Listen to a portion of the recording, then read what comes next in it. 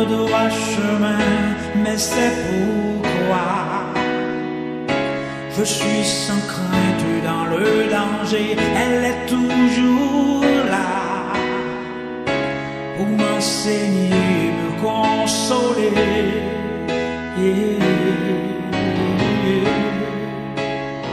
Ta parole est vivante, lumière du monde. Dans le cadre de notre première prédication ce matin à l'église d'Aubervilliers, le texte de base se trouve en 1 Pierre 2, le verset 25.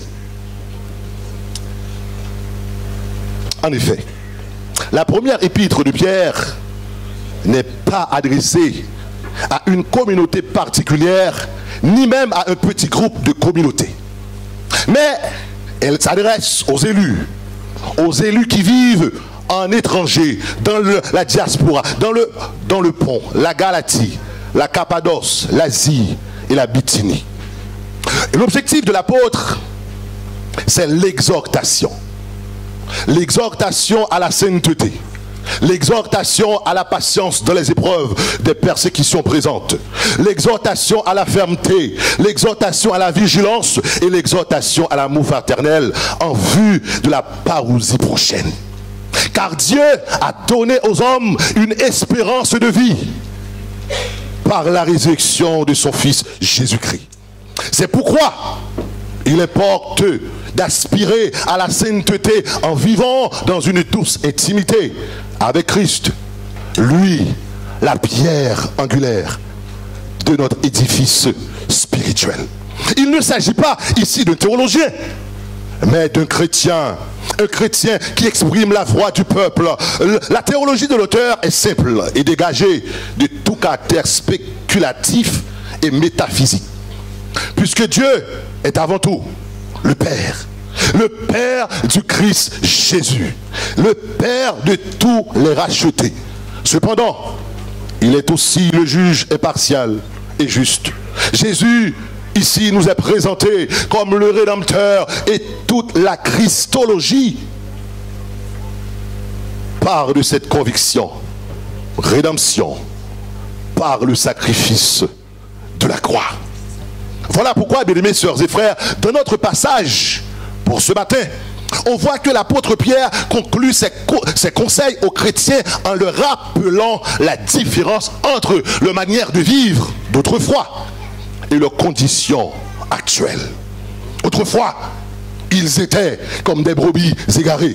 Autrefois, ils n'avaient pas de refuge. Autrefois, ils n'avaient pas d'intercesseur. Autrefois, ils n'avaient personne qui les représente. Autrefois, ils étaient livrés à leur sort misérable. Ils s'égaraient. Ils n'avaient pas de conduit.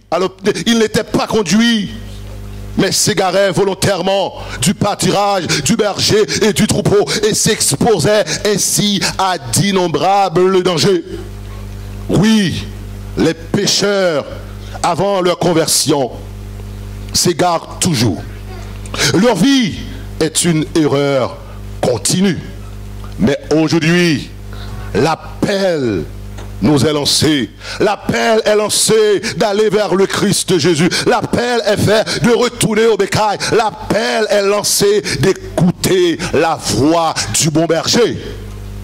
Le vrai, le divin sauveur, le gracieux Seigneur, le bon berger qui aime ses brebis, le pasteur le plus vigilant et l'évêque et le surveillant des âmes. Oui, Jésus-Christ est le berger suprême et l'évêque des âmes. Il réside toujours avec son troupeau et veille sur eux.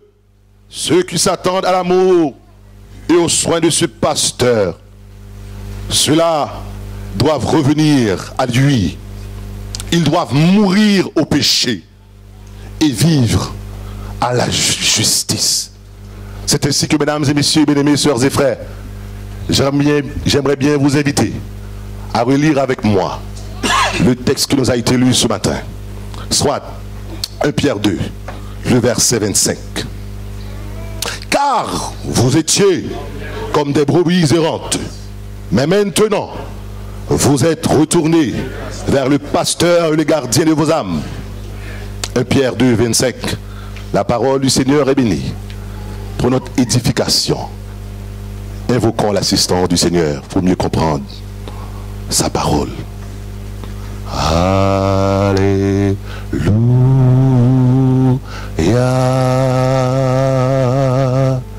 Alléluia. Alléluia. Alléluia.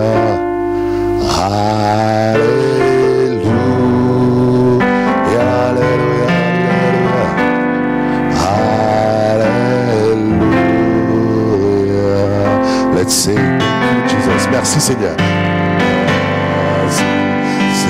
Merci, merci Seigneur, merci Seigneur, merci Seigneur. Merci Seigneur. Merci Seigneur. Nous disons merci Seigneur. Nous disons merci Seigneur.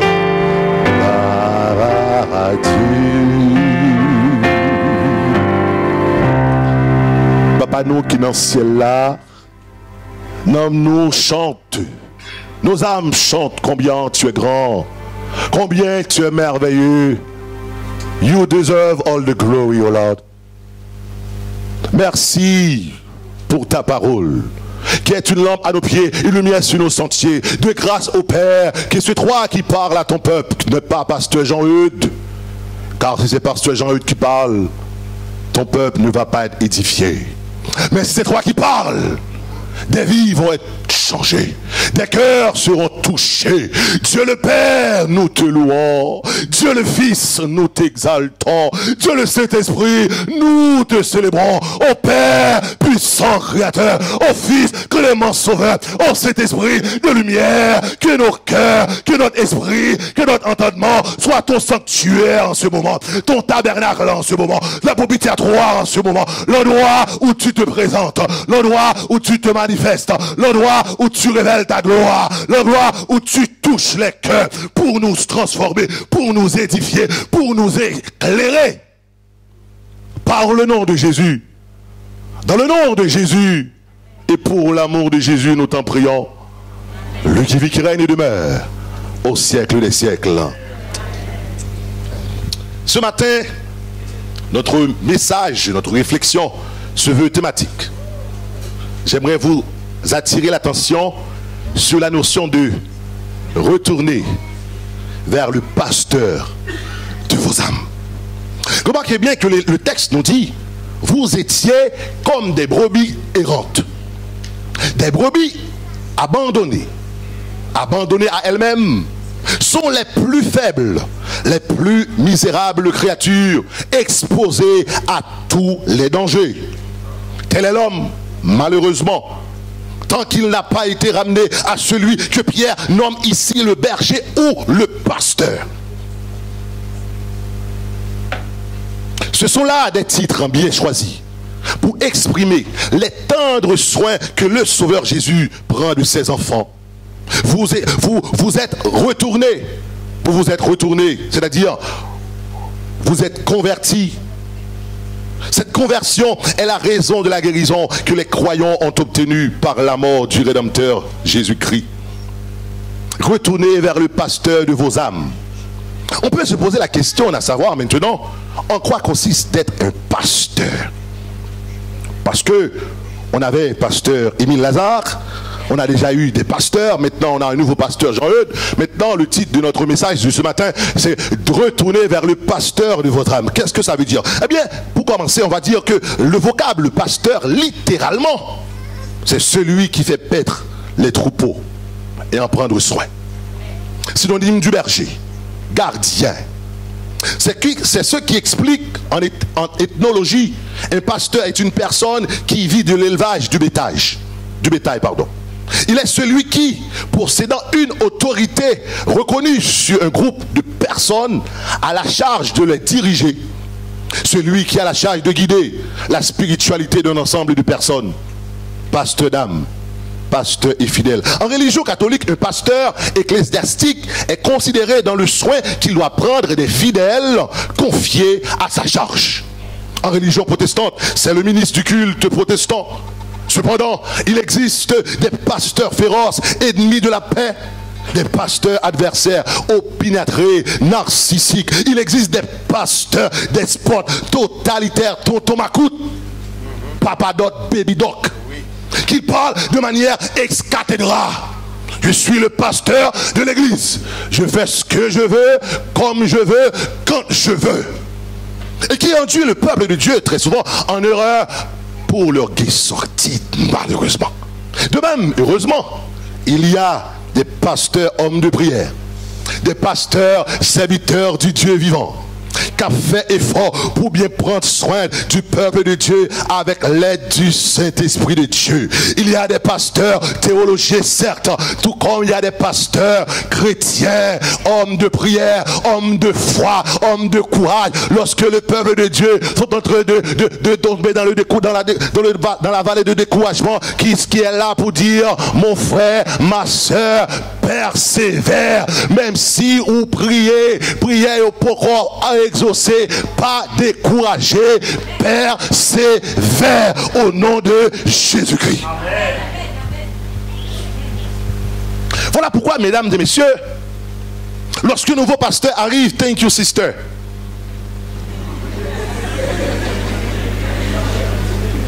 Alors je devrais dire thank you my daughter. Merci ma fille, voilà.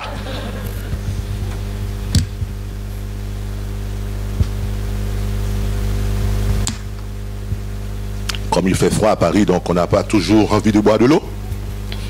Mais quand on parle, on a besoin de boire de l'eau. Voilà. Lorsqu'un nouveau pasteur arrive dans une église, il peut être un rassembleur, tout comme il peut être un diviseur. Il peut être un tyran, un manipulateur, un narcissique, argent de division, tout comme il peut être un argent de paix. Il peut être un divisé pour régner.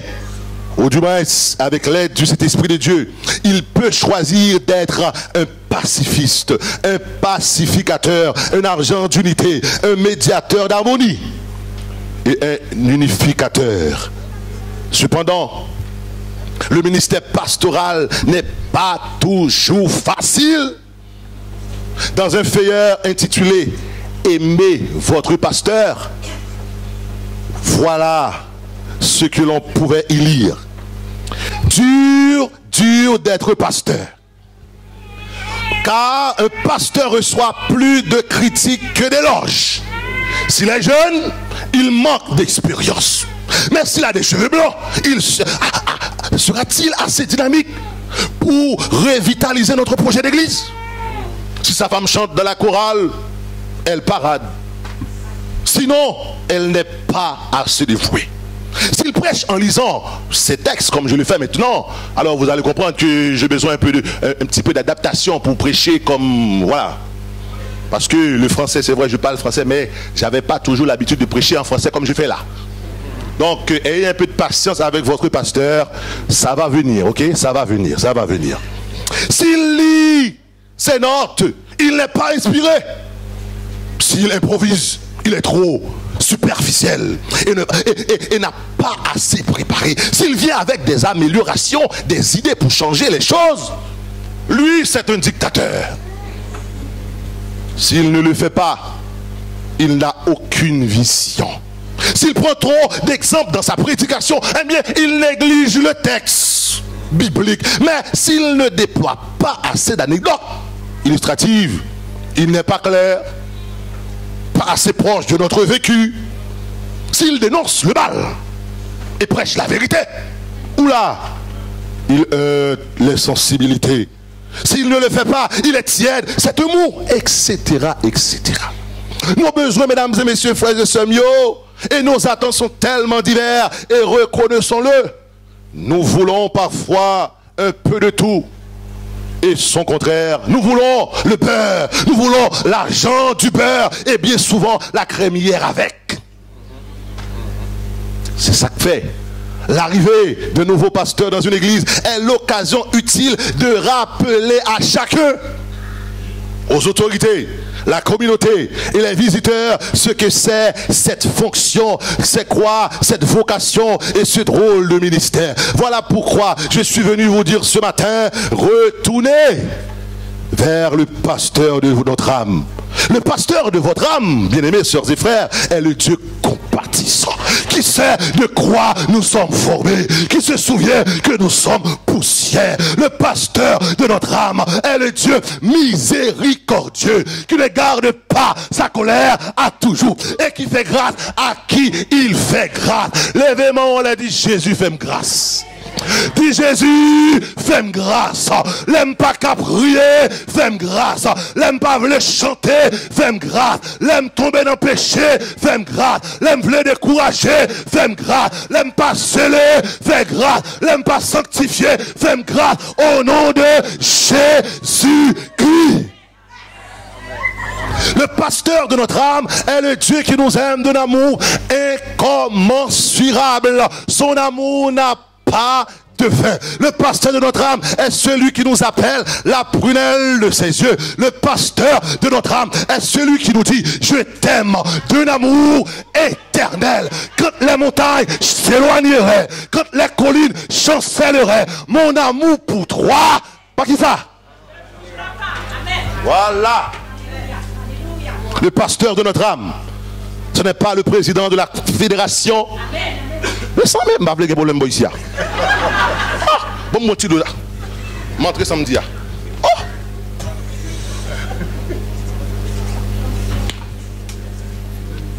Le pasteur de notre âme, c'est pas pasteur Jean-Eudes. Le pasteur de notre âme est le bon berger. Celui qui retrouve et sauve la brebis égarée. Le Christ Jésus lui-même. Pour cela, j'aimerais vous inviter à considérer quelques points avec moi. Le temps est contre nous, mais on va voir un point.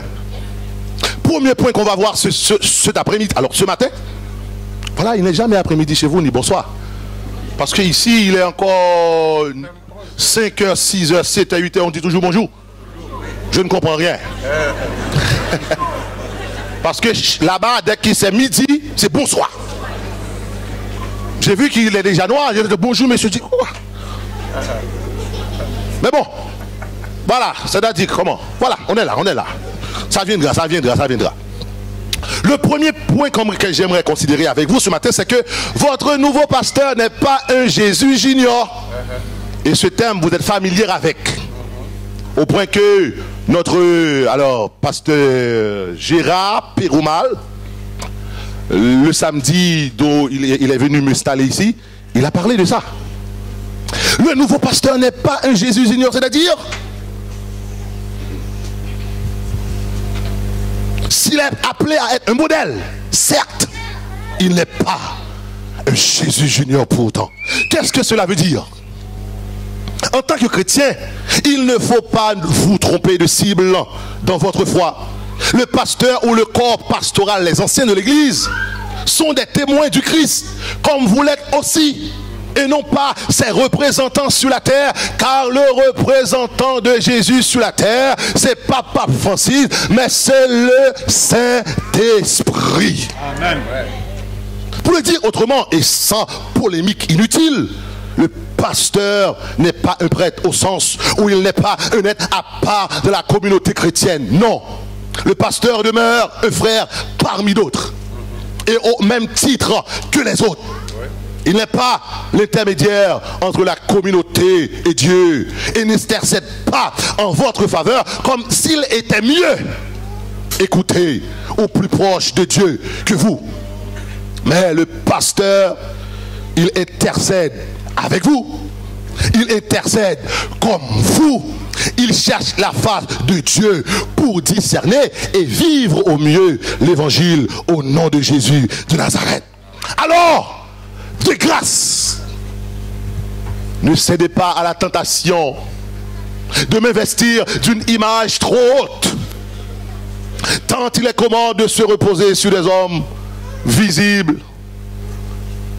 Pour dire, ah, pasteur Jean-Eudes, voilà, c'est mon modèle. Et puis quand pasteur Jean-Eudes tombe dans un truc, moi je ne viens plus à l'église d'Aubervilliers à cause de pasteur Jean-Eudes. Si pasteur Jean-Eudes ne prêche pas comme je l'aurais souhaité, je ne viens plus à l'église d'Aubervilliers. S'il n'adore pas, s'il ne chante pas, s'il ne parle pas comme moi j'aimerais qu'il parle, alors je ne vais plus à l'église d'Aubervilliers. The devil is a liar.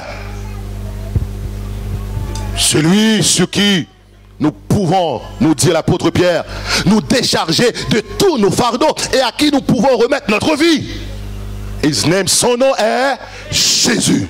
Maintenant, on peut se poser la question, finalement, à quoi sert-il d'avoir un pasteur?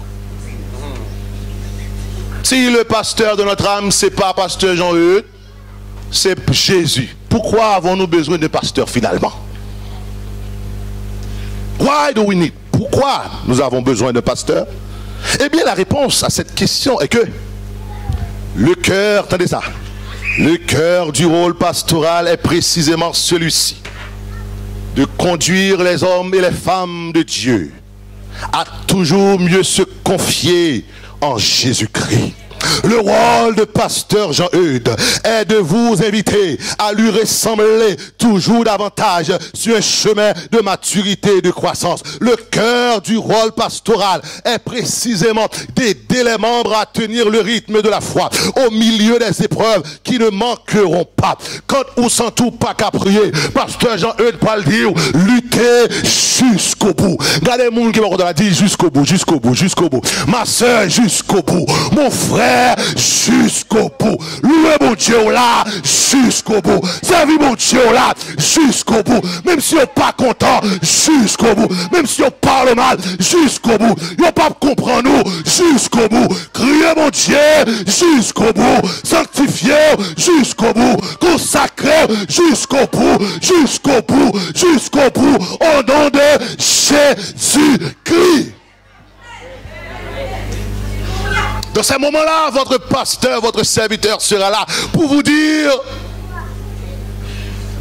Jésus dit, venez à moi, vous tous qui êtes fatigués et chargés, je vous donnerai du repos. Peu importe votre curriculum vitae, peu importe votre background, votre vie passée. Jésus dit, venez à moi, vous tous qui êtes fatigués, que vous aimeriez chanter que avec les hymnes de louange, venez à moi, vous tous qui êtes fatigués, que vous aimeriez bien chanter un petit chant créole de temps en temps, venez à moi, vous tous qui êtes fatigués, que vous êtes les gens du monde en dehors, venez à moi, vous tous qui êtes fatigués, que c'est monde à Paris, qu'on sortit en Haïti, qu'on sortit dans le sud, qu'on sortit dans le nord, venez à moi, vous tous qui êtes fatigués et chargés, et je vous donnerai du repos au nom de Jésus. Il sera là pour vous porter une parole d'encouragement.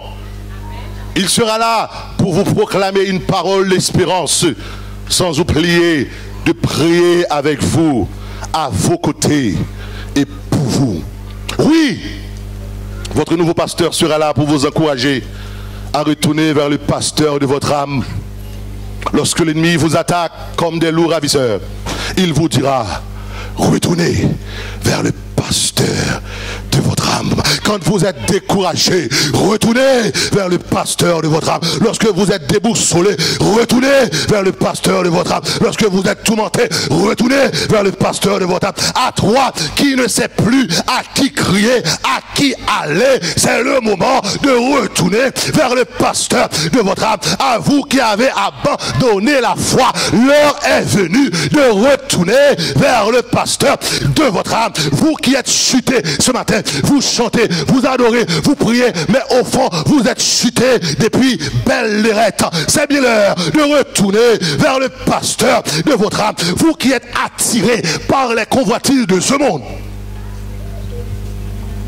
les convoitises de la chair, l'heure est venue de retourner vers le pasteur de votre âme. Vous qui êtes égarés par les attraits, ce vieux monde qui part bien vite à sa perdition, Jésus t'appelle, retournez vers le pasteur de votre âme. Vous qui souffrez de la solitude, plus besoin de te plaindre, plus besoin d'être déprimé, plus besoin de faire une burn-out, plus besoin de perdre de l'espoir. Il suffit tout simplement de retourner vers le pasteur de votre âme.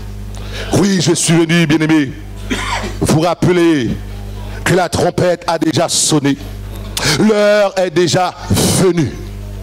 Débarrassons-nous donc de toute distraction. Débarrassons-nous donc des choses futiles de ce monde. des débats inutiles, des débats de toute polémique, de toute politique, de toute diplomatie qui ne sert à rien, pour retourner vers le pasteur de votre âme. Êtes-vous en Jésus ce matin? Avez-vous Jésus comme appui ce matin? Ah, bon, je descends. Si je descends, je vais finir pour chez Kondia. Les arrivés sur nos papas, pas de problème ici. Avez-vous Jésus comme appui? Avez-vous Jésus pour modèle? Avez-vous Jésus comme votre ami suprême et tendre? Quelle est votre relation avec Christ ce matin? La trompette a retenti. Écoutez, écoutez, le Seigneur revient.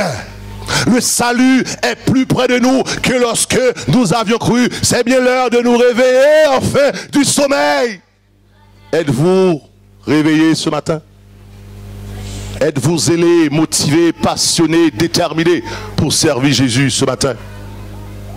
Eh bien, Jésus t'appelle. Entends-tu? Jésus t'appelle. Jésus t'appelle ce matin. Qu'allez-vous faire avec cet appel? Pensez-y. Jésus revient bientôt. Réveillez-vous donc. C'est là ma prière pour vous et pour moi ce matin. Que le Seigneur vous bénisse. Amen.